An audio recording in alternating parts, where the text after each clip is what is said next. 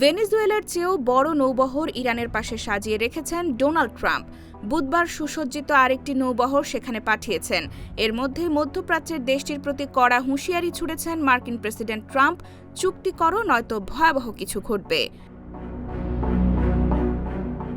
Truth social প্ল্যাটফর্মে দেওয়া এক পোস্টে ট্রাম্প জানিয়েছেন, তেহরান যদি তাদের পারমাণবিক কর্মসূচি সীমিত করতে কোনো চুক্তিতে না আসে তাহলে জুনে ইরানের পারমাণবিক স্থাপনাগুলোর ওপর যে হামলার নির্দেশ তিনি দিয়েছিলেন তার চেয়েও অনেক ভয়াবহ হামলা চালাবে যুক্তরাষ্ট্র। ট্রাম্প বলেন, একটি বিশাল আর্মাডা ইরানের দিকে অগ্রসর হচ্ছে। এটি দ্রুত এগোচ্ছে এবং প্রবল শক্তি, উদ্দীপনা ও উদ্দেশ্য নিয়ে। ভেনেজুয়েলায় পাঠানো বহরের চেয়েও বড় এই নৌবহরের নেতৃত্বে রয়েছে বিমানবাহী রণতরী আব্রাহাম লিঙ্কন।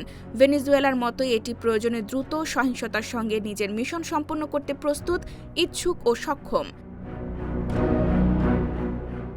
ট্রাম্প চান ইরান অতি সত্বর আলোচনার টেবিলে আসুক এবং একটি সাম্যতার চুক্তি করুক। মার্কিন প্রেসিডেন্টের মতে সময় দ্রুত ফুরিয়ে যাচ্ছে, বিষয়টি সত্যি অত্যন্ত জরুরি।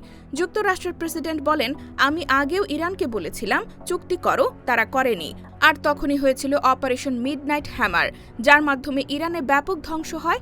পরবর্তী হামলা হবে তার চেয়েও অনেক ভয়াবহ।